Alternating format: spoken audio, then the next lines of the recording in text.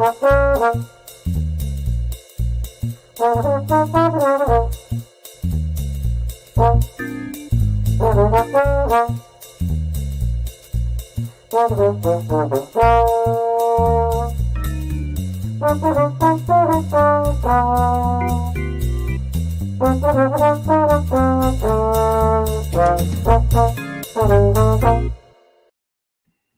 and welcome to Hey, we like your pod. And we're going to tell you why. Hi, it's Dawn here, and I'm joined, as always, by my trusted partner, Matt Pickett, and our very, very special guest from you'll tell us which island, but from Hawaii, Mike Aloha. Kawano. It's so nice to meet you face to face. Thanks for joining us. It's nice to meet you too, Dawn. Yeah, thank you for having me on. Been a Of course. relatively long-time listener, so excited to be on. Thank you. Oh, that's so great. Thank you. Well, tell us about your week. How was your week, Mike? What's going on in your life in general? Well, can't complain because thanks to 4th of July, the worst day of the work week was eliminated into a holiday. So it's like we had a mini weekend on Thursday instead of being, is it not Friday? So that was always a great thing. But no, fun week with the kids, with my wife. And then my father-in-law had been here for all of June, so he went back home on the 4th, actually. So Marisol and I are just getting back used to taking care of both the kids on our own. But no, it's always that after like one of her parents comes to visit from San Diego, it's always the, oh yeah, that's right, we have to do that too. But it's good fun. It's nice, and it's nice to have the kids back all to ourselves again. So but yeah. Well, what a wonderful, yeah, what a wonderful luxury to have somebody there to help out for like a month, you said, right? Yeah. We had our kids at one of my wife's we call that a sister-in-law, one of my sister-in-law's house over the last week. So they're there for from Monday through Thursday. And it was just like, oh, the house is so quiet, and I have much less like chores and tasks that I need to do, like, keeping the kids on the bathing schedule and like, making sure they get fed at a reasonable time, not waking up, at a time they need to, do so to feed them breakfast, stuff like that. So it was nice, albeit kind of weird. But we had a 4th of July party then at that sister-in-law's place in Indianapolis on Thursday. It was amazing. And then you guys, yesterday we just got out of the house and did some stuff, like took the kids to a park we'd never been to. It was a glorious day. So like, I'm feeling good. I'm kind of, just soaking in the summer, really. How about you, Dawn? How's your week going? Nice. Very nice. It's kind of quiet here. I'm just working on some projects. I redid Tasha's loft. I did a loft for her, and I kind of did a prototype because I wanted to make sure everything was what it was. And so now I'm putting in the permanent wood slatted walls. And then I kind of had a retrofit. So I'm going to take those down and do a different one. So I've been like staining all morning. I just got cleaned up. Yeah, things are good here. Tasha's healthy, and I can't complain. I thought it was Sunday all day yesterday. It felt like I get so confused on holiday weekends. Totally. So, yeah, I'm not going to talk about our heat wave. It's like 74 and humid, and we're all dying. How difficult for you? It's 91 here right now, and it's been in the 90s. Like, I don't know. It feels like forever now. My whole life is just what it feels like. It's just permanently in the 90s here in Cincinnati. It's crazy. The only reason I say that is because I did see there was like some announcement about a heat wave on the news, and in LA is really hot. Like it's only an hour and a half away, and it's a completely different climate. It's strange. That's crazy. But we felt really hot. So my girlfriend and I, we went shopping yesterday. So we were in air conditioned stores because we're hot. But it's been a nice, it's kind of like a cold breeze. It's kind of weird. And so I don't know, man. I can't handle a little bit of temperature change, and I got a bad headache from it. It's like a big thing. And I'm sniffling. I think it's sinus pressure. I'm just a mess. Anyway, how you feeling, Matt? You had like a sore throat last week. Yeah, much better. I Yay. mean, plus having an extra 2 days, I think helped since we normally Yes. record on Thursdays. And just I love recording on Mondays on Saturdays because like the natural light is here. It's I not like the end of the day. Like I know. feel like I'm much more energetic. So happy to be here, and especially Mike. Like I told you this probably 15 times over text, but like we really just went too long without having you on the show. So Should have had too you on at long. least a year and a Yes. half ago. So just so glad we could make it work this time. And like honestly, sorry we didn't have you on sooner. No need to apologize. And like I said, I'm just tickled that you guys have thought to have me on that long ago. So thank you so much for getting me on the schedule. I appreciate it. We love for our guests, our audience to get to know our guests a little bit better. So we're going to start out with some light work for you. It should be fairly easy. So Mike, you live in Hawaii. Where do you live in Hawaii? Where in Hawaii? There's lots of different islands. Yeah, so I live on Oahu. Thanks, Joe, my colorful co-host. but no, so I live on Oahu. So that's the main island. State capital Honolulu is there. So I grew up. My parents have lived in a couple different places. So when they first got married, they're living in this area called Halava. It's the area where our stadium is located. So where the Pro Bowl used to be when it was in Honolulu, that's right. Aloha Stadium. That's where the Hawaii Bowl. Well, it's not played there anymore. That's where the Hawaii Bowl used to be played. The Pro Bowl when it was in Hawaii used to be played, and then the townhome we lived in, it's right behind the only ice rink in the state. So and I'm just, full story short, I'm horrible at ice skating, hate ice skating. So we all are. It's just funny coincidence. But then parents moved to Kailua. It's on the sort of northeast side of the island, but now I live in one of my grandparents' old houses.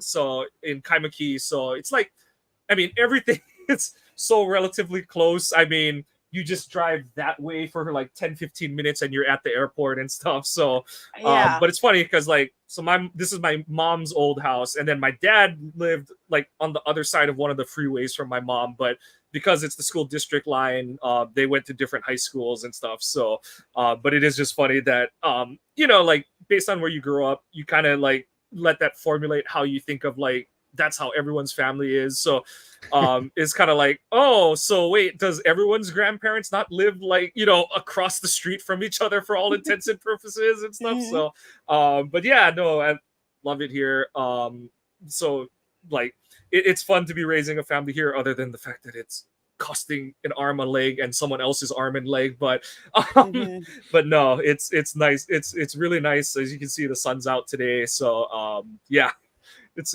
a good fun day in Hawaii.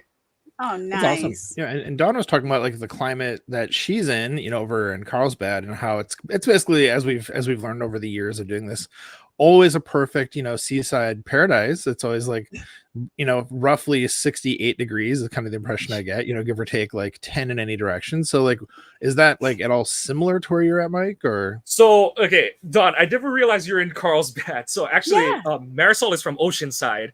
And what I tell everyone is, honestly, as great as a lot of the benefits of living in Hawaii are, San Diego has the best weather in the state. Like the county of San Diego has, because the problem with Hawaii is that it's a tropical climate. So you do like July, we're okay right now.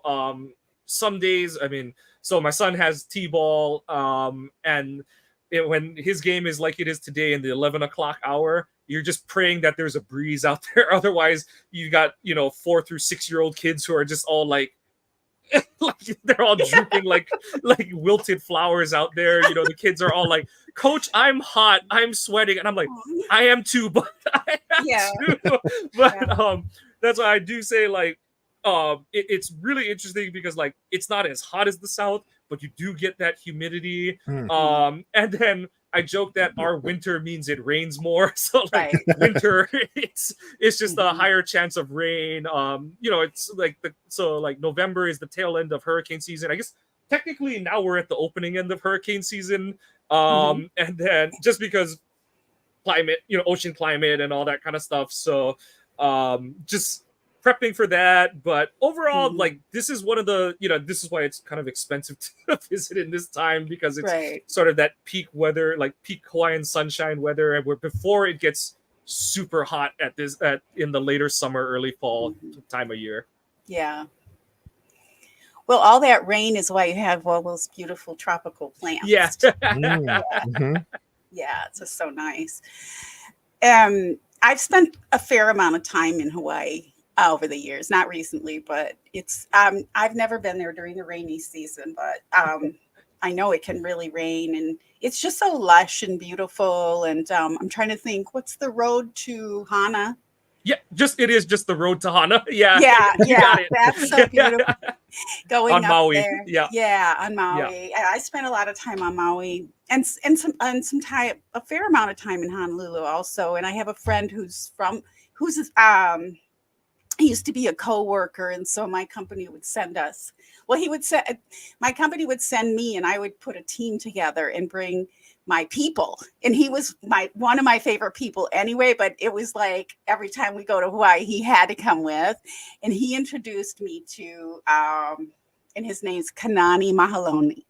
Okay. So and so he had the same thing, the grandparents living close by, the whole thing. I love his mother and father, and they all moved to the mainland now, but taught me all about the culture and the king and the queen and all the foods. There were these candies we would always get at the farmers market when we would visit. I can't even remember what they were. Is the sugarcane one, or? Probably more than one. Probably more than one. I can't even remember. Was there a papaya candy? I'm sure there is, like, because when you just say local candies, there's so many different kinds. Because I mean, you have the just like very fusion Hawaiian style ones, but then you have the Asian influence ones. So a lot of the we call them the crack seed stores, where it is just like the very stereotypical Chinese, like in those big clear glass jars, and it's just all the like the dried fruit, the dried apricots, mangoes, all those lychees and stuff. And then we dip it in lihing powder, so that's like a pickled plum powder, and it adds like a sour tart, but also there's sugar in it and stuff. So yeah. So like, and even the lihing, so you can do either the powder that you just put on, and like we put it on everything. Like you'll see it on ice creams, put it in ices. You'll put it on desserts. The malasada, that's the Portuguese donut, the one that's just normally dipped in sugar. They'll put the lihing powder on that. But then also, like, they do just have the hard candies. And if you ever get your hands on those, it's a good throat lozenger. So what you do is you take a lemon, you cut the top off the lemon, and you stick one of those, either the candy or the plum seed itself. You stick it in the lemon, and then you just squeeze the lemon, so you drink the lemon juice with the lihing powder on top of it. Wow. So yeah. Or it's just another way for us to increase our sugar and candy intake, but it makes you feel better. So. Yes, that sounds very familiar. And he would get supplies and those things at the market and take them home, because there aren't too many Polynesians. I mean, there's probably a store in LA that you could get, but not where he was. Anyway, coolio. Yeah, I have some great memories. And for some reason, I remember going up high. Maybe we went, is there like the King's Palace or something that's still there up high? So on or Oahu, a garden or some on Oahu, it's mostly some hikes. There are some like hikes or just some mountaintops you can still kind of go up to. Not so much palaces up high, because they kind of had it was more important to be closer to the water, I think. Oh, okay. But I don't know if any of like the I know there are still some shrines that are kind of up in the mountains, but they're not really anything that I would venture too close to. There's a very strict line of like, don't take smooth rocks home, don't take certain seashells, don't take this. So I'm like, if it seems a little odd to you, just leave it and just go buy souvenirs, because that won't follow you home. Wow. I'm not a very religious person or anything, but I'm like, stuff that can follow you home, it just stay over there. Last thing you want is like ancestors' ghosts and like Yeah. ancient gods cursing you. Like no one needs that smoke in their life No. now. No. It may be that we were hiking and he was just talking about it and we were looking. Yeah, It may. And My honestly, memory, he would definitely know better than me. he, So oh, if so if he knowledgeable. said, definitely trust his word for it. Mhm. He may. It just be my memory is foggy. It's been years, so I'm just the 4th generation Japanese American, so that's all. that's so cool, though. Yeah, it's so interesting there. I know every time I would go, though, and I would go for business, so this was always a problem. Well, I didn't always go for business. I went for vacation. It's kind of common for people from San Diego and California to go to Yeah. Hawaii, but I would sleep like forever. I mean, I just was so relaxed there. It was really weird. I just wanted to like lay in a hammock and do nothing, just sleep like crazy there. I don't know what it is. So it's Yeah. funny you mentioned, because when I went to Michigan for college, I would tell my friend, and they would be like, "Oh, the sun's really out." I'm like, "You guys, like, I don't even feel it today. Like, it's there." And then they're like, "What are you talking about?" I was like, "Trust me, like, if you even go to the West Coast, you're gonna notice that there's a discernible difference between the sun and the sun being out on you." And then some of them, like, they either came out here with their families after college, or like some came to our wedding or other people's weddings, and they're like messaging me, and they're like, "Oh my God, we felt it. We've been in bed we went to the beach all day yesterday, and we're just like not wanting to leave the hotel room today," kind of thing. And Yeah. I told you. Yeah. Yeah, So it's first note- intense. So Don's talking about, Hawaii as a destination for people, in California, but Yeah. obviously it's a destination for a lot of people, definitely has the reputation as being, a place to go to vacation, which I can imagine as somebody who lives there can be frustrating at times if, the high seasons and stuff like that. So where I'm going with this, Mike, is for you, if you'd recommend like a time to come when it's not as busy, but not like terrible weather, if I were going to visit, say, when would you recommend coming?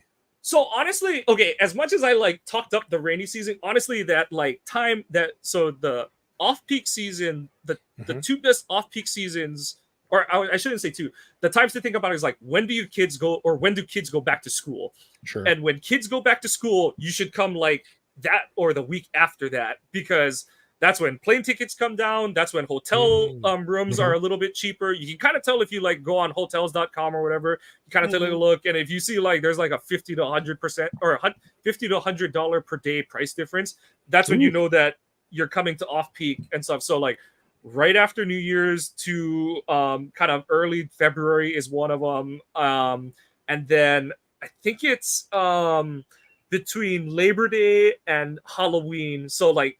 And at that point, you're getting into that time of the year where you're coming off of hot summer. You're kind of getting into fall, so it's a little breezier.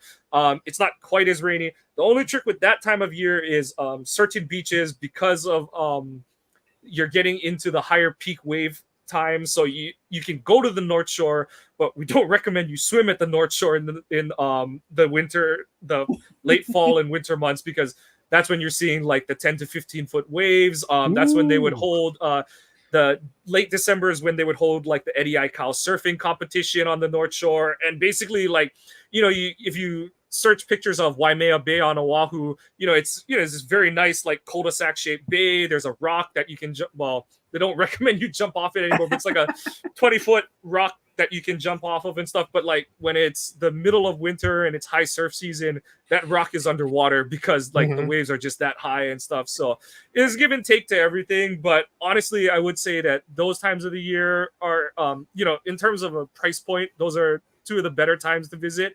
But really, and then just kind of, I know what you're kind of getting at, Matt, but honestly, like I grew up, my dad, he worked in retail. So the company he worked for, it's called Sullivan Family of Companies. They own the Foodland chain out here. So it's like a Times, Kroger's kind of thing, but it's only in Hawaii, I should say, grocery store chain. And then they also own a bunch of hotel stores. So roundabout way to say, like, my dad did like kind of roll it into my brain that it's like, yeah, like, there's a lot of tourists, but there's always a lot of tourists and we need them. So you kind of just learn to sort of like, and some different people have different approaches and different beliefs on that.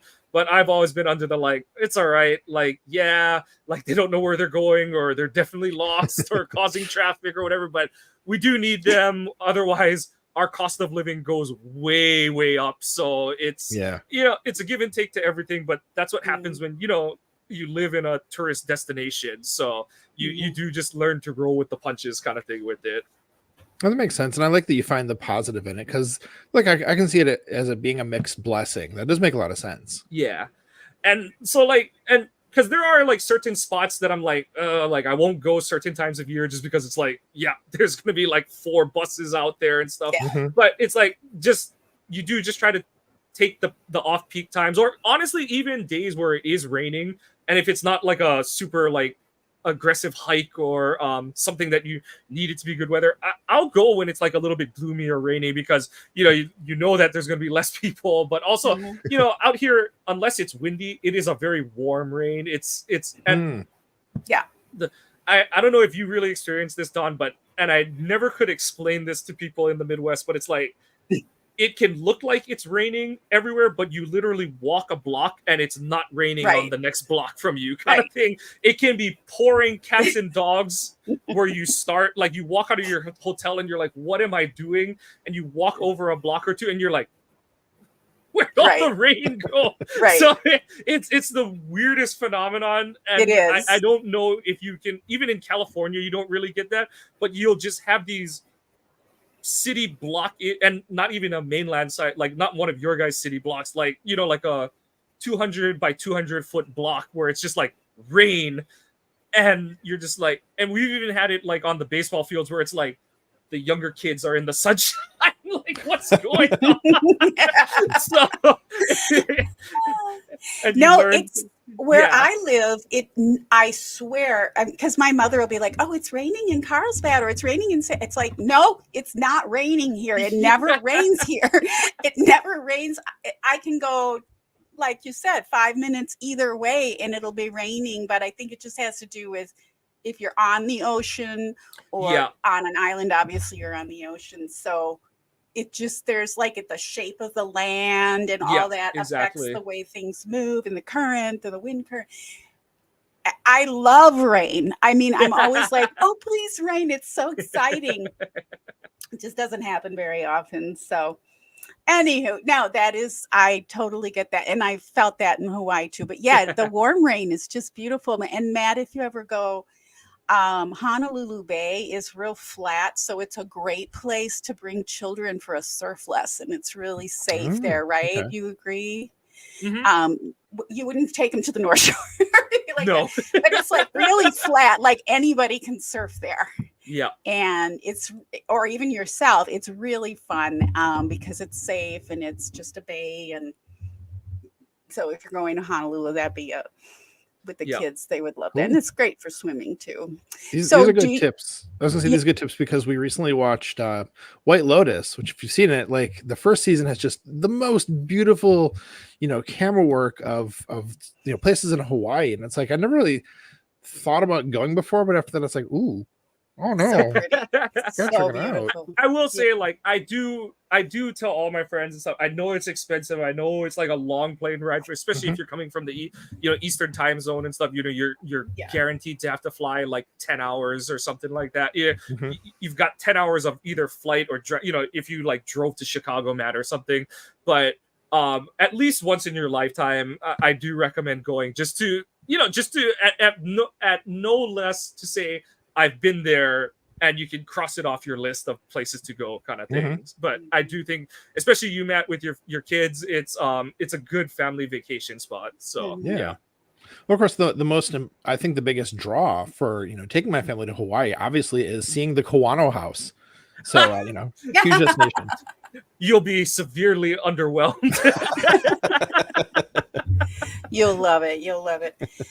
So do you surf, Mike, very often? I do not. No? No, I've actually had more bad experiences trying to surf than good experiences. Yeah. I've got a lot of friends who do surf and who are really good at it, and I do envy them. But honestly, I think it's partly being a klutz. I have horrible balance, and the last time I went surfing, I almost broke a rib or two. Oh, I got flipped off my board. It was one of those where it was like I should have come in one ride earlier, but I was like, oh, like we're only gonna be out for like half hour more. I might as well just go catch one more wave. Dug the front end of the board, so it's on one wave, but that wave caught up to the wave in front of it. I dug the front end of the board in, and so the board flipped me up.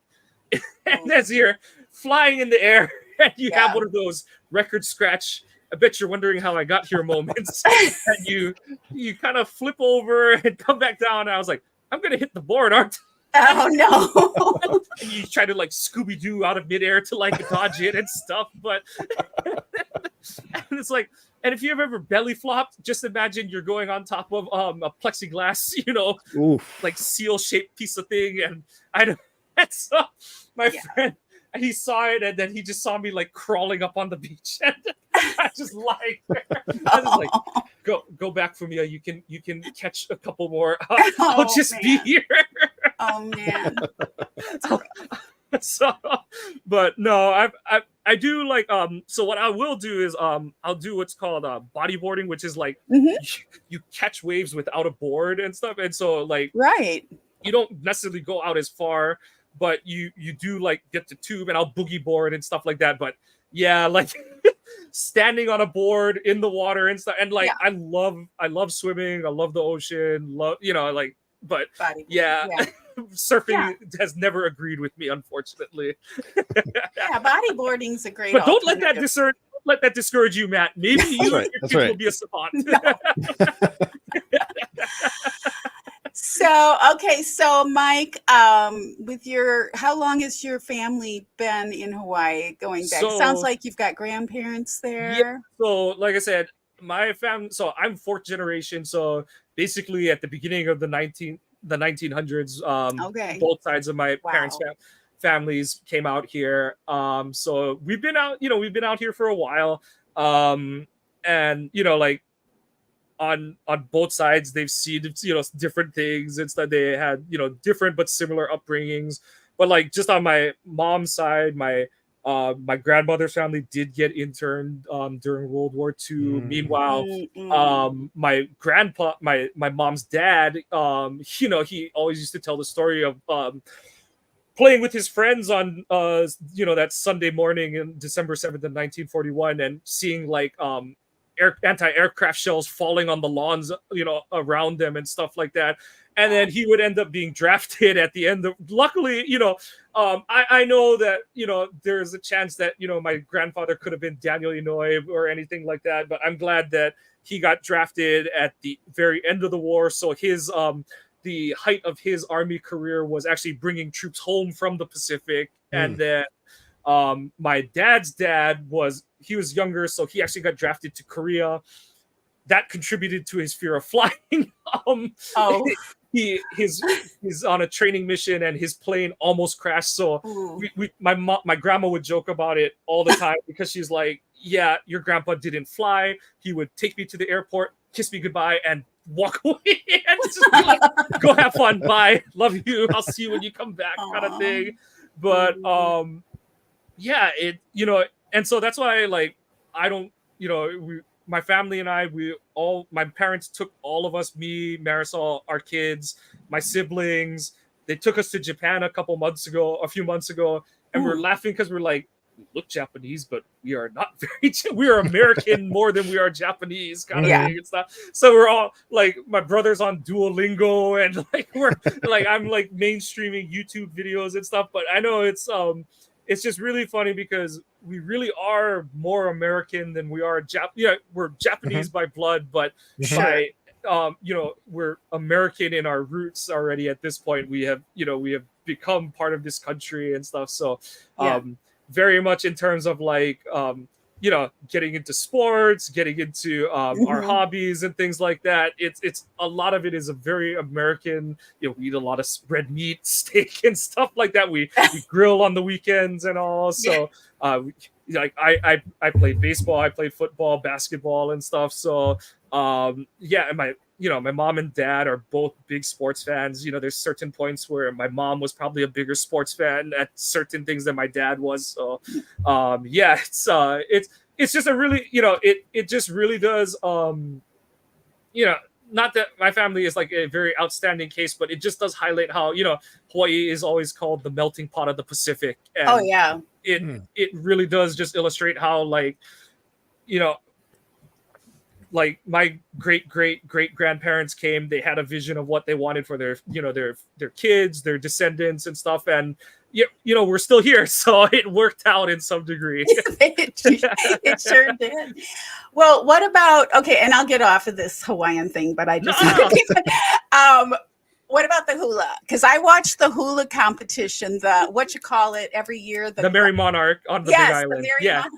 So no, I do not. You don't hula? You don't Okay. hula? Because I inherited my father's stiff hips, and it's a whole body. Okay. It's all about telling a story, and it's a full body motion. It's about being fluid in the rhythm and stuff. And I got my dad's sense of rhythm. I got my dad's stiff hips, and like even in college, I did. I joined some of the other Asian clubs because food. So, but they're like, oh, come do some of our cultural stuff, and like, so I did some of the traditional Filipino dances and stuff.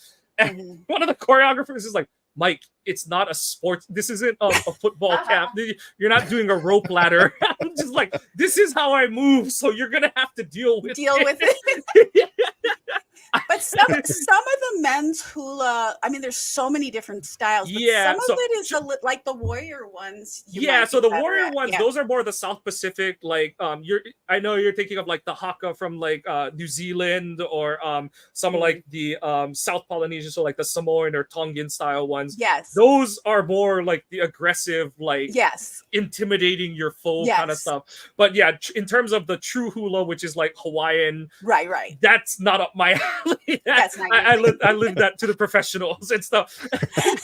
And no, like I would have loved to have learned it, but I know that I should never be trusted with fire dancing because all that is a liability clause. So with liability claim waiting to happen. But I fully admire people who do it, and that is one thing, Matt, if you ever go to a luau, go to one that has a fire dance show, because it is one of the, like, I don't know if you've been to a circus, but it's just a totally different experience in terms of what they do, how they manipulate the fire sticks, the different moves, the choreography, and it is just super neat, and you can just see the talent that oozes out of these performers as they're on stage doing the fire dances. It's insane.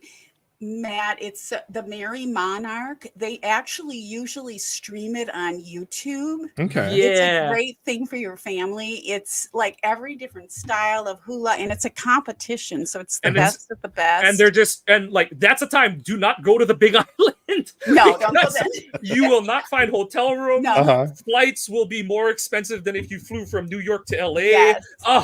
Like, just do not bother. Like, there might as well be an embargo on the island at that point in time. Yeah, like, people come from all over the world. Yeah. When do they do that? Is that July or is that I think it's like May. Hold on. May. Oh yeah, that makes sense. It's spring. Yeah, hold on. I'm going April 4th, 5th, and 6th. End of March to early April. Yeah. And you can probably watch last year's too. It's very interesting. It's I was just checking out their website, and that is the case. You can still stream the one from this last year. That's where I picked up the dates from. So mental note, just at the end of March, start looking out for it. Definitely. That's right, audience. The Merry Monarch. If you need something to do while you're waiting another 2 months for football to start, you want to see every single type of hula. It's so cool. You'll learn a lot. The storytelling with dance is just phenomenal. So, in the different costumes, it's so cool. So cool. Okay. Speaking of football. I know you're into food trucks.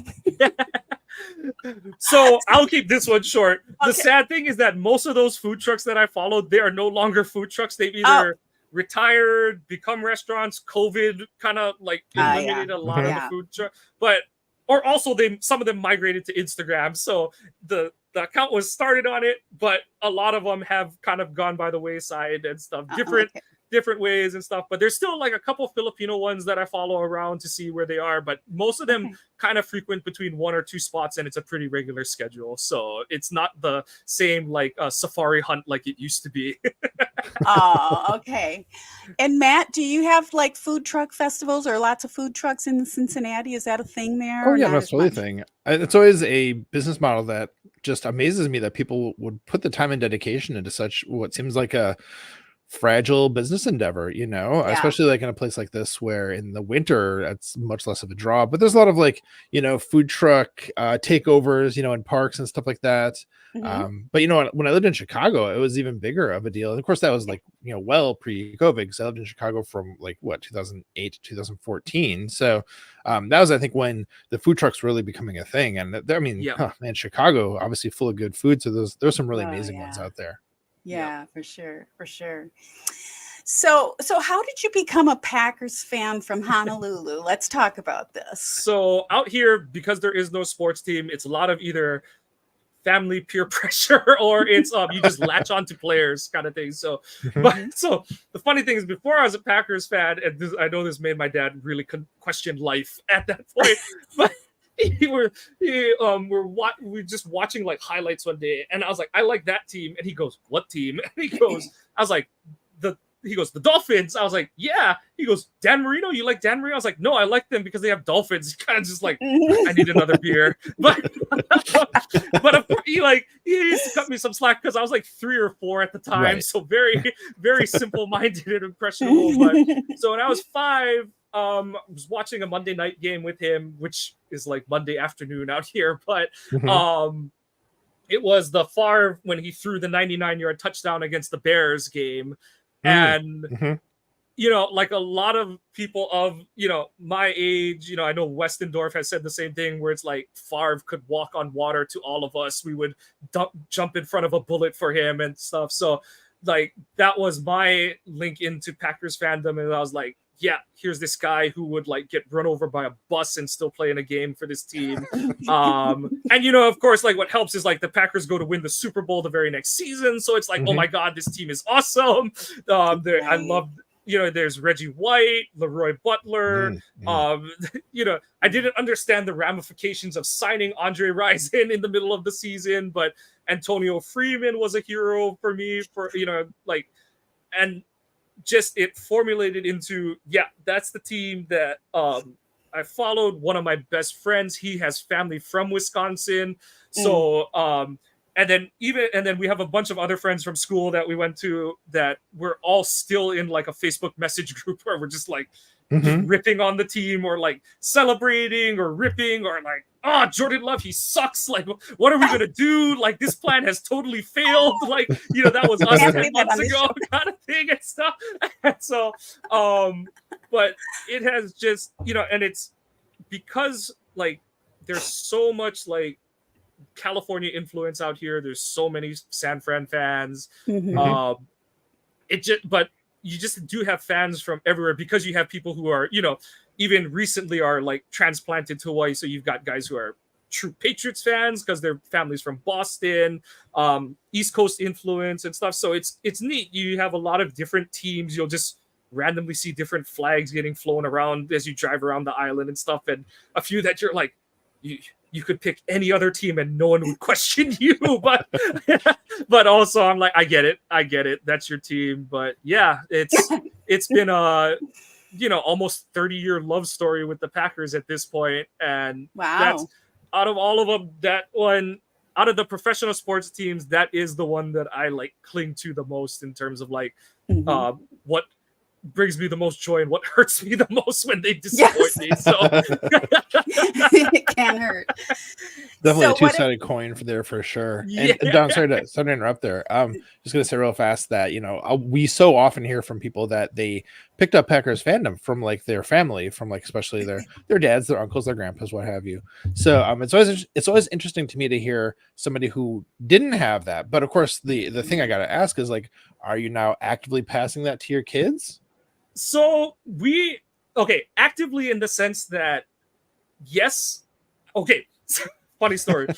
I signed Jalen, my son, up for the junior Packers fan, and Marisol always jokes. She goes, what did Jalen get? And I always say, we got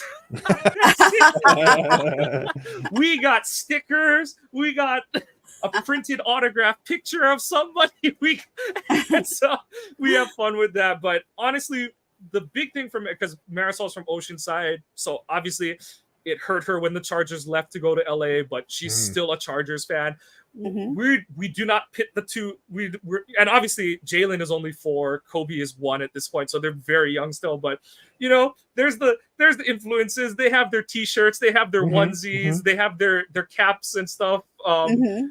But we're not forcing it on them. But also we're like, you know, Marisol especially will do this to Jalen. She'll be like, Jalen, which team do you want to win? You want the blue team or the red team to win? And his favorite color is red. He's like, the red team. And she's like, all right. No, not the red team. But it is fun. And like I said, I know that we'll try and steer them a little harder when they're a little older. But for now, it is the sort of soft subliminal messaging phase of it. Well, I mean, if you're buying them clothes that they're wearing or that you're having them wear really at this age, because you probably still dress the kids for the most part, like you're doing your job. That's exactly it. So. Sprinkling a little green and yellow around the home, couple pillows here and there. Well, tell Marisol, I like the Chargers too. Obviously, they're not my first team. Love their quarterback Herbert, and it's sad that they just can't seem to get an owner and manager that can get their, you know, even now that they moved. And I love SoFi Stadium. So they're a lovable team, but they're a heartbreaking team too. They are. And I just so want, before, you know, I know we're only in our 30s. The two of us are only in our 30s, but I tell her all the time, like, her and her brother, I tell her, I was like, between the Chargers and the Padres, I just need one of them to win their sports championship while they're young, because I was like, I don't live in Green Bay, I'm not from the Midwest, but I was like, I can't imagine what the like celebration and ecstasy will be if the Padres or the Chargers ever win it all, because San Diego is such a great sports town. And I know that those fans have been waiting for, you know, lifetimes for that to happen, you know, for the sports gods to say, it is finally your time. And that's always Marisol's thing. She's like, when is it our turn? When are we the team of destiny? I'm like, I don't know how to answer that, but yes, they do deserve it at this point. Well, the Padres got to the series 2 years ago. I don't even watch baseball, but I was watching in that for sure. I was into it. Do you remember that goose? Yeah. What the heck? My brother-in-law messaged it to us because we couldn't watch that game, and he goes, "We're gonna win. We're gonna win." It was crazy. The comeback goose. I don't know why I remembered that, but I just thought of it. Yeah, the Padres are getting close. Well, the problem with the Padres is they've got like the Dodgers in their league, and it's rough because they're so good. Generally well established. So mom, dad, grandparents, they're not Packers fans at all? No, it's a fun household. My dad is a Steelers fan, you know, child of the 70s. Well, both my parents, children, they're born in the 60s, but, you know, their teenage years were spent in the 70s. So my dad is a Steelers fan. And my mom is actually a Cowboys fan. So that has led to many fun between the two of them. They've actually flown to a game together. They went to, I think it was the 2013 game that the Steelers played in Dallas. So they had some fun with that one. And like, even between me and my mom, there's, you know, she had all of when I was young to be like, we won again. And I'm like, and now it's like, and now she's like, I just can't beat that team anymore. Not even in your own home. Not even. But I know, so it leads to a lot of fun. And then but yeah, it is nice that they didn't push it on us. I think they're my parents are just happy that, you know, the three, me and my siblings, we enjoy watching sports. So I think they take that as the bigger win overall. Absolutely. Sports can be very unifying. Do you ever get to a Packer game? So I have been to one. So actually, I've been to two. So in '06, I went to visit my cousins in Seattle, and it was that snowball game. The one where I think the Packers. Not I think I know the Packers lost, but Nick Barnett was playing with the club, and Driver had like 150 yards and 2 touchdowns or something like that. It was like a Thanksgiving week-ish game and stuff. So Abdul Hodge was starting for the Packers. So it was in that like late mud of the 2006 season. So that was the first Packers game I went to. And then more recently, the only game I've been to in Lambeau was the Raiders game in 2019. We were in Ann Arbor for one of my friends from college's wedding, and Marisol and I were like, oh, let's just check the schedule to see if it lines up. And we're like, huh? They do play. And so we left the wedding at 10 p.m. and drove to Green Bay overnight. And we're like, okay, like we're exiting our 20s. This will be like, Marisol was pregnant at the time with Jalen. So we're like, we won't be as easy to do these like overnight on a whim kind of things and stuff. So we're like, we'll just do it one more time and stuff. And pull into Green Bay at like 1 a.m. Marisol I drove the first half out of Chicago or through Illinois, and then she took us up into Wisconsin. And I woke up in the parking lot of a Kroger because she had run in to grab some, water, snacks, and Skyline chili. So we had to bring that home from the Midwest because we do not have that out here. So we're like, I've never heard of it before. Let us just buy some from Kroger's and fly it home with us. So love that. But no, so it was a great game to be there for. Marisol got to enjoy it too because her division rival got smoked. So it was extra enjoyable for both of us. But those are the 2 Packers games that I've been to. Decent. Yeah, if you're a Chargers fan, you especially don't enjoy the Raiders. When Devontae Adams went to the Raiders, I was like, it snowed in Seattle. Yeah, it does often actually. I think everyone forgets kind of how north Seattle is, but that game, it was funny because it was pretty warm during the day, but just because it was the Monday night game, so it started to flurry. I think if you watch the game, it's kind of like that playoff game they played the next year where it looks clear early in the game, but by the 3rd, 4th quarter, it wasn't as bad as the one in Green Bay was, but it was like the field was white kind of thing. So it was a cool experience, but I wish the Packers had won. Right. Of course. Yeah, I don't think of snow with of course it because Mount Rainier's right there and all that. It's close to, I guess that does make sense. You just don't think about it. I haven't seen many snowy games in Seattle. Right.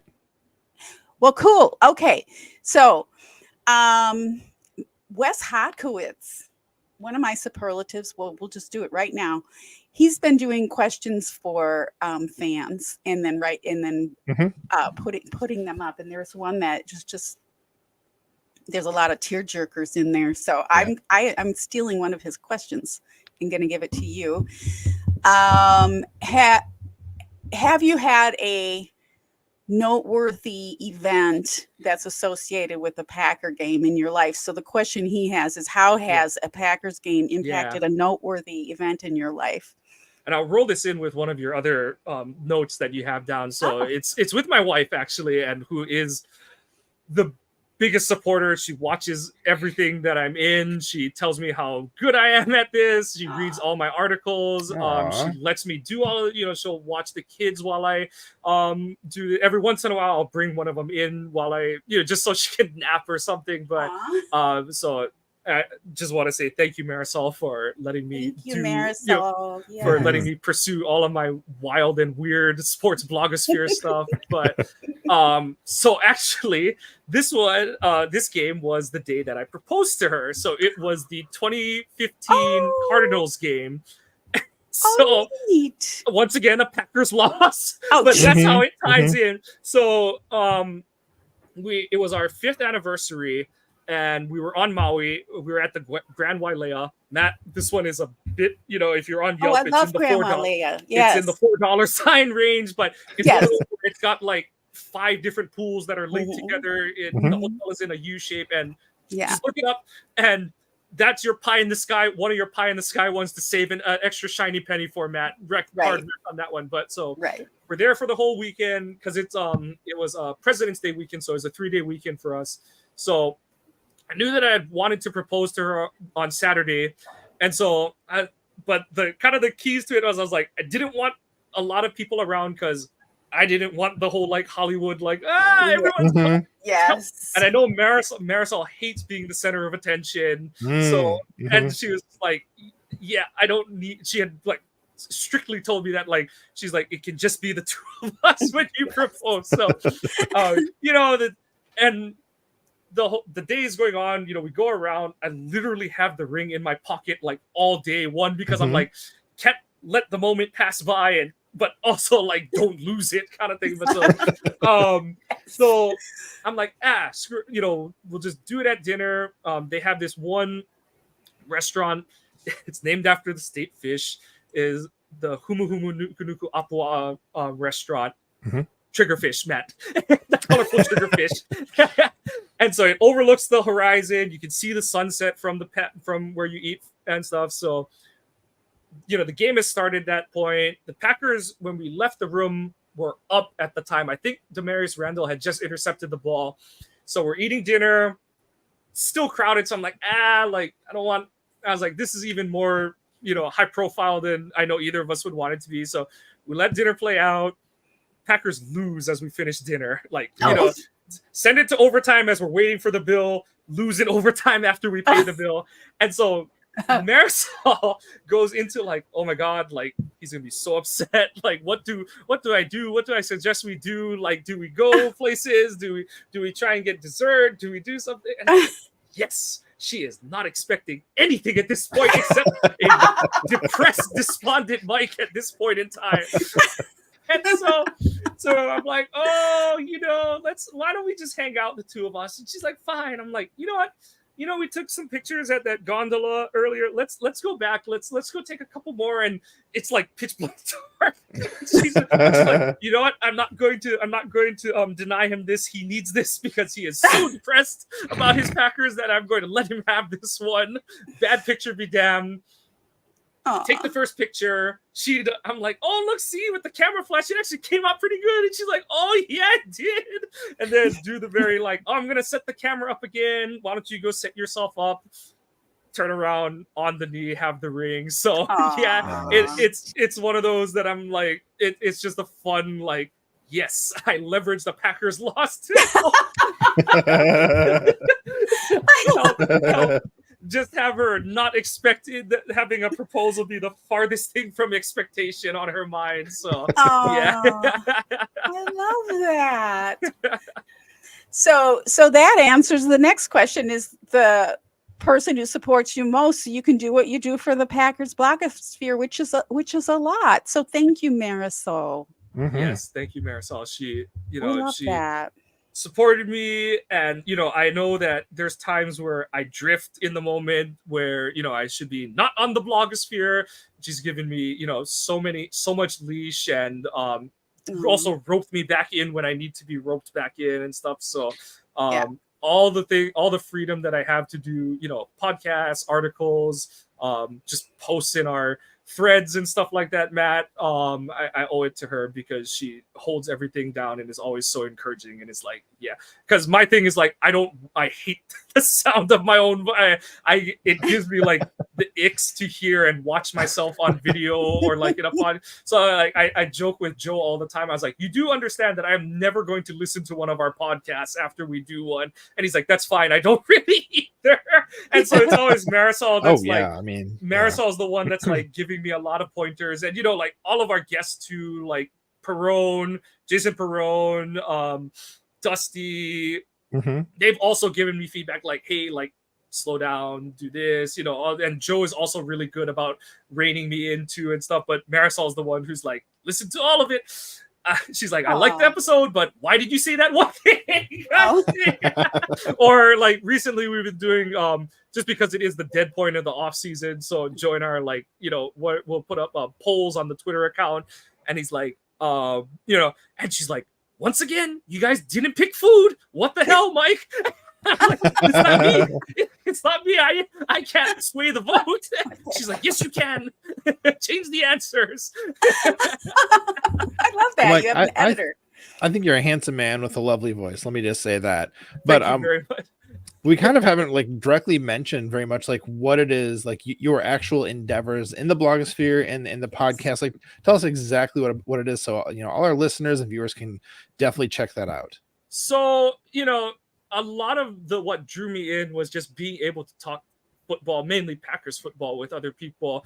So that's why Westendorf. Well, I think why he kind of brought me in with Game On Wisconsin. I was doing like the game, some of the 4-point game, the 4-down game recaps. Mm-hmm. We would do the weekly podcast. I would hop on there, overall team direction and stuff.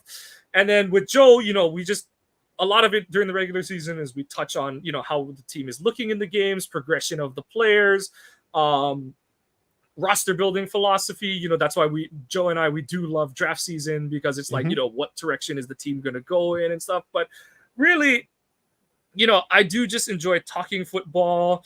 I feel like, not that I know everything, but, having played it, coached it a little bit, that I do like to, if people have questions, share what wisdom whatever, if you want to call it wisdom, what wisdom I may have.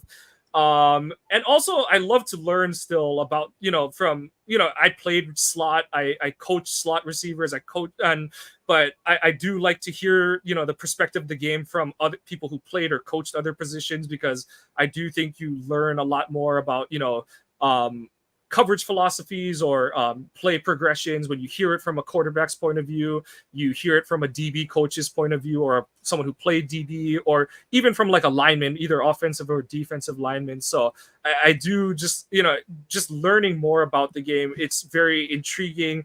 And then after that, I like to, it's fun to like share what you've learned kind of thing, whether, in whatever medium. So that's kind of the joy that I get out of it, I guess, is the best way to put it, is like, it's the learning. And Comment in the chat. Don't let Joe Joe, just to keep the uniqueness of what was Outback Packers and is now Ohana Packers, to keep our little sliver of niche, Joe needed someone out in the Pacific. So we're laughing at here is Iowa Joe, who is Mike's partner in Ohana Packers. And I must shout out, so the other two people I'll shout out is like I said, Jacob Westendorf, for bringing me in and inviting me into being a part of what Game On Wisconsin, giving me a platform to really get into writing and podcasting. And then Joe, Joe and I think what works is that we can bust on each other, but I really do rely on Joe, because he is the captain of the ship.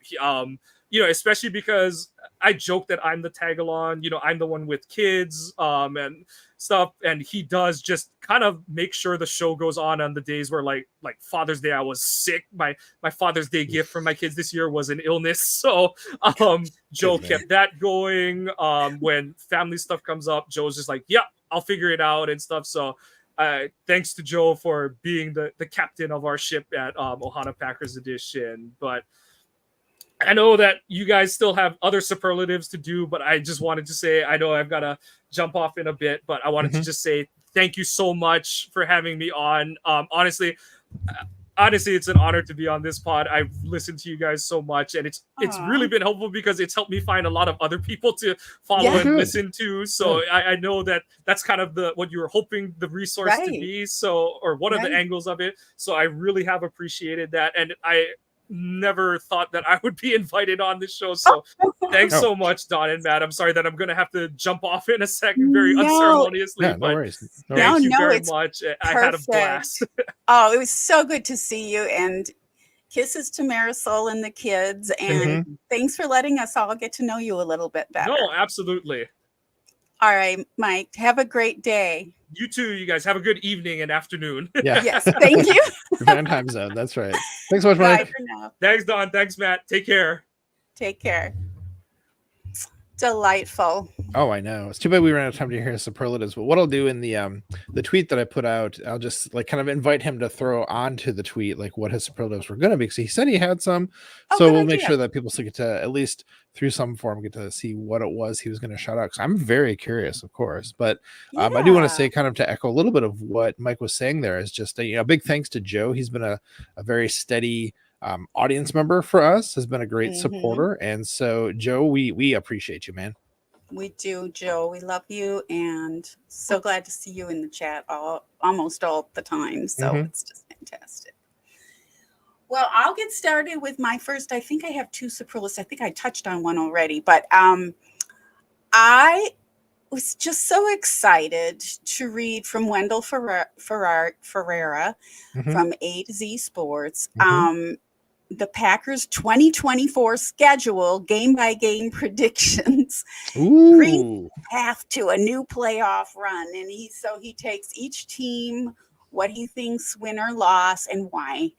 And I'm not going to get into it. Y'all need to read the article. I don't want to steal it. But it just made me so excited. First of all, interested to hear his take on it, on each one of the teams and the schedule and all that. But also, it just means we're getting closer to football because these are starting to come out now. And that's also why it made me so excited. So check it out. I don't know if anyone else is doing that yet. I asked Dusty and Sarah and Steve for theirs. So I don't know if they did it yet because it's on my playlist for today. Yeah, you asked them in their Wednesday Pack a Day what their predictions, if they're ready to give a prediction, and they're very obliging. I thought, so I think for me, I'd be like, I guess we can kind of work, but they just like went down the schedule for what they thought you haven't heard it yet, Dawn, is that right? No, it's on my playlist for today. Oh, spoiler alert! So yeah, that's okay. They ripped through the schedule, each gave their own prediction. So I won't give away what the prediction was because everyone should go listen to them. They're fantastic, even though they were a little critical of my question this week. I will say, geez, guys, I'm trying here, guys. But I think Matt's kind of giving up here on questions. It's just very simple. Just you got to work harder, Matt. You're in off season form right now. You got to get ready for the season. No, it's all love, of course. They're funny. They are. But yeah, no. It was fun hearing them go through the things, and I mean, of course, Wendell is just one of the best out there doing anything Packers content. So always good to see his stuff. I didn't see that. I will check it out. And I just thought about those. The plum, I forgot how to pronounce it. Starts with an L-I. It's not lychee. It sounds like lychee to me, but it's not. The plum sprinkles for ice cream and food too. I didn't even think about that when I asked the questions about sprinkles to Pack a Day podcast. There's another sprinkle everyone should try if you can find it. You can find it, but yeah, if you can't, get in touch with me. I'm sure I could find it somewhere around here.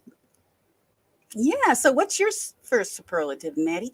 Yeah, well, so I brought three as usual, and the theme, I'll just say the theme is up front, and then kind of go through them, as we go back and forth. And this being the week of Independence Day, I took the time to declare my independence from Packers content. I want to look at stuff out there that was, different. And, this is a good time to do that, to really kind of venture outside of it, since like it is the dead season. And, our stalwart heroes who put out stuff, throughout the year, your Andy Hermans, your entire Pack a Day crew, John Meerdink, for example, lots of those people out there who we talk about so frequently.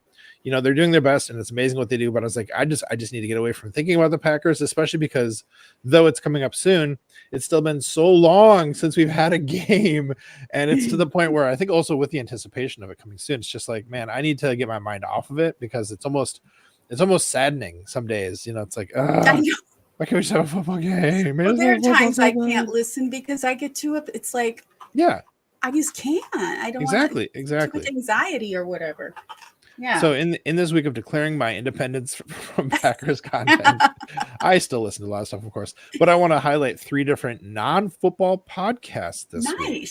All right. Nice. Okay. So the first, and like some of these, I mean, the first one, I'll lead off with like most well-known to like least well-known, basically, like most national of a platform to least. Okay. So kind of starting with the heavy hitter. I've mentioned before, but the podcast Conan O'Brien Needs a Friend. I'm just so in love love with it right now. He's so funny.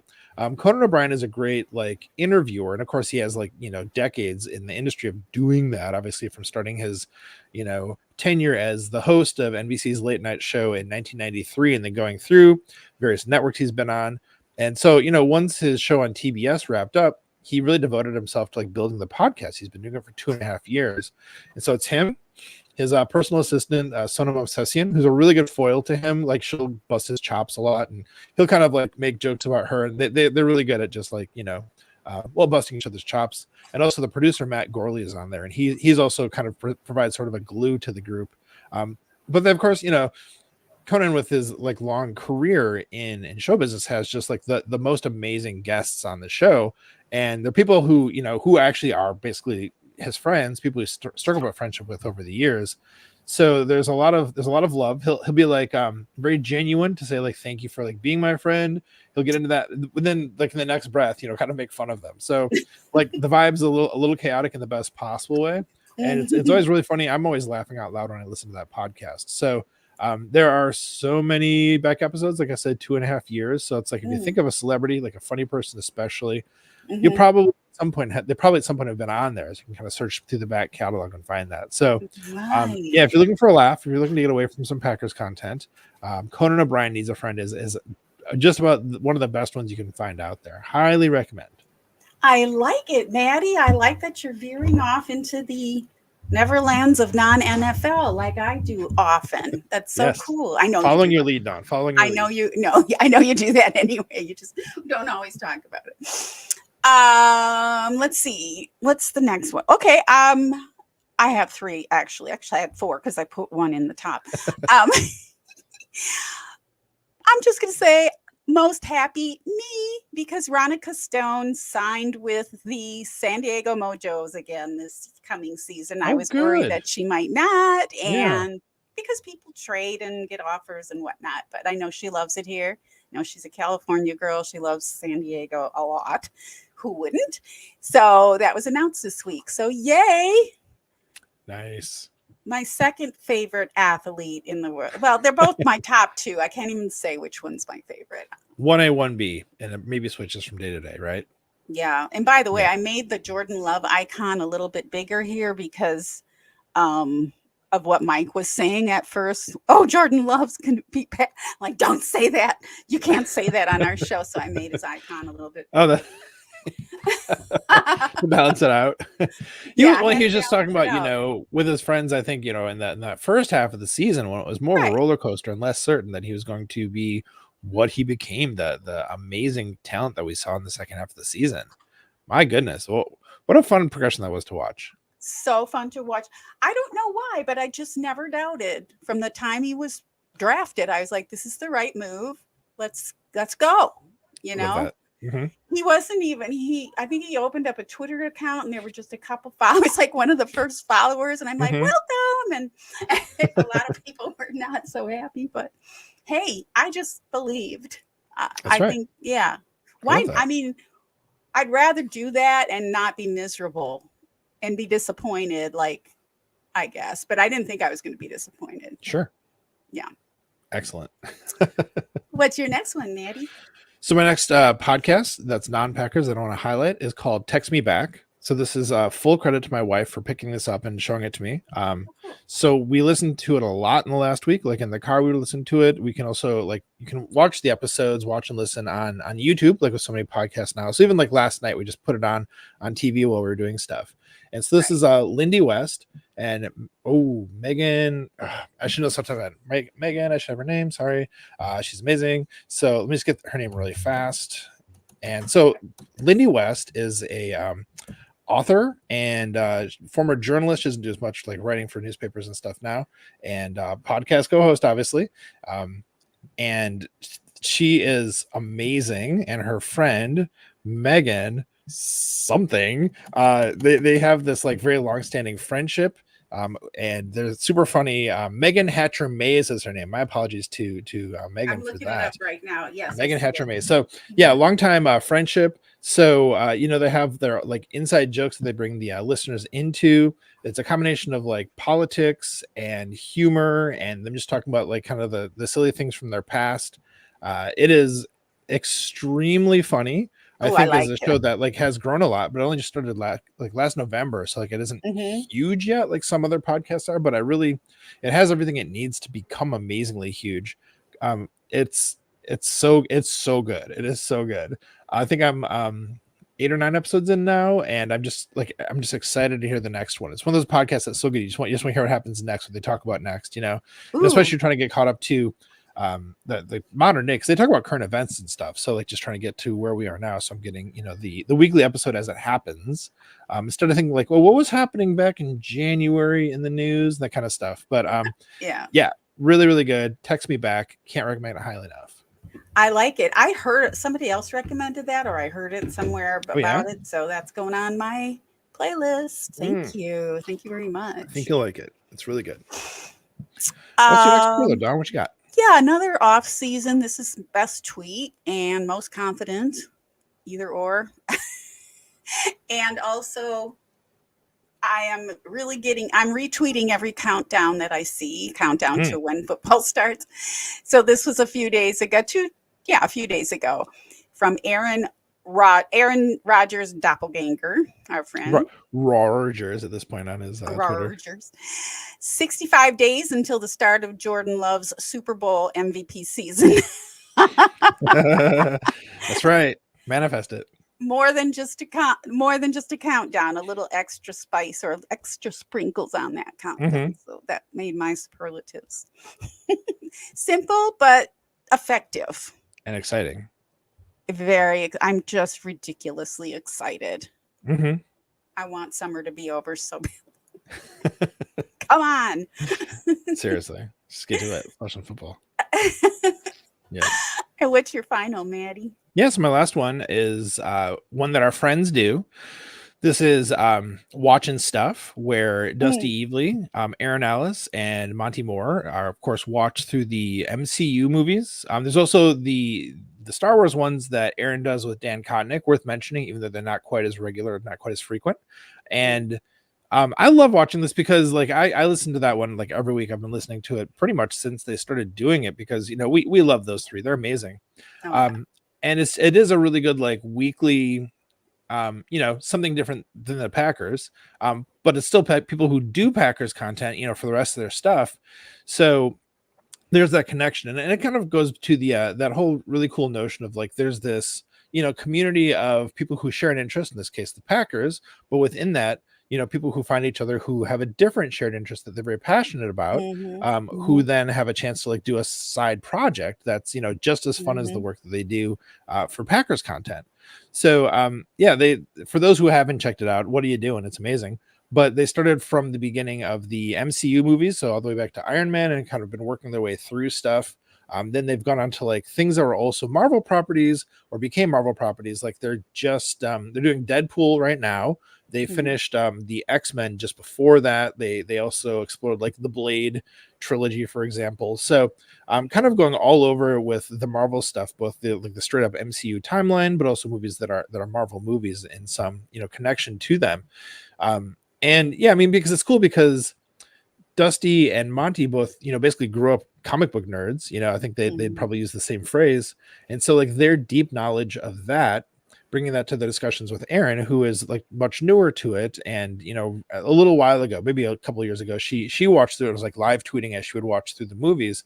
And, Aaron's hilarious. So her reactions to them was always like fun to watch, especially when she was in the middle of watching a movie, like on a Saturday night, if I was on Twitter, just seeing her live tweeting was always a lot of fun to read through those. So, the three of them, like I said, really funny, really smart.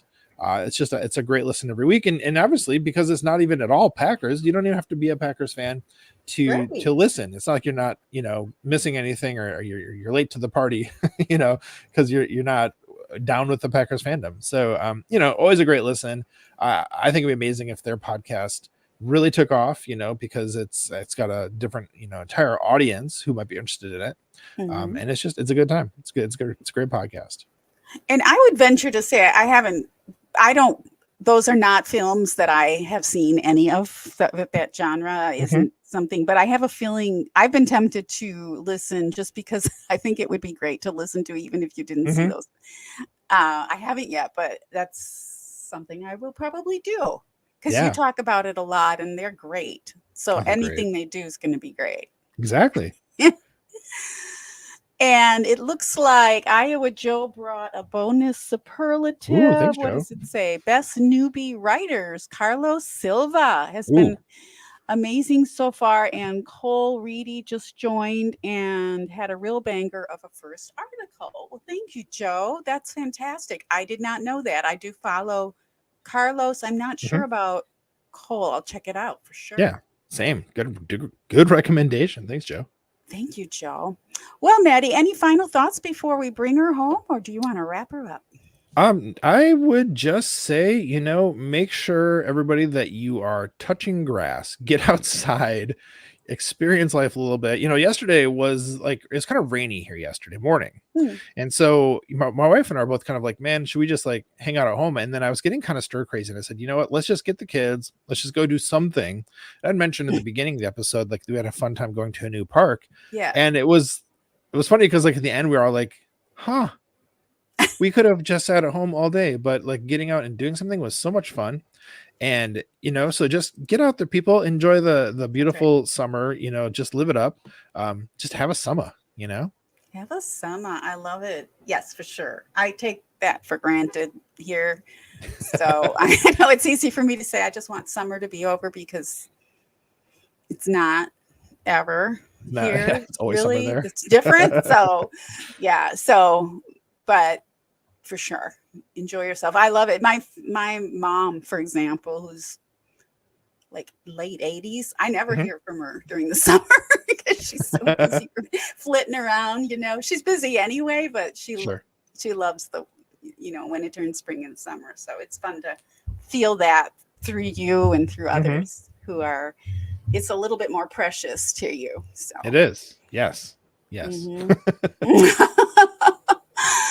All right, Maddie. Well, let's bring her home for sure, and we'll be back on our normal time this coming Thursday. That's right. Well, before I get into the closing script, just again, thanks to Mike Kawano. Definitely check out his stuff. I want to say his Twitter handle is Kawano Mike. So that's KAWANOMIKE, of course. Absolutely an amazing human, amazing follow. His writing, his podcasting that he does with our friend Joe here is top shelf, top notch. Make sure you're checking it out. Just really good dudes doing good work. So anyhow, thanks again to Mike. And so, friends, we'd love to have a chance to interview you and shout you out if you're a subscriber and a football fan. If you'd like to nominate someone to be a guest on our podcast, please let us know. Our DMs are open on all the social platforms. And folks, when you subscribe to our podcast, you help us to keep spreading the love in our community. And the best way to help this podcast grow is by sharing it with your friends and family. Yes, Maddie, that's right, because we love you. We're so glad to know you, to be fans of you, and have the luxury of being fans of the most storied team in the NFL. We appreciate your support, your subscriptions, and sharing our pod, and we look forward to seeing you next week on Hey, we like your pod.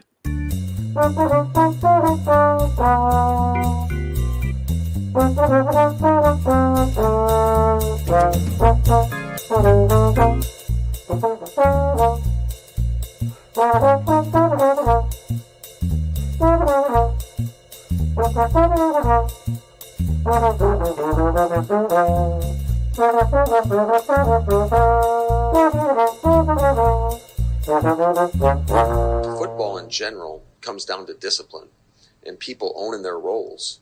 And when you aren't disciplined or you go outside the scheme, bad stuff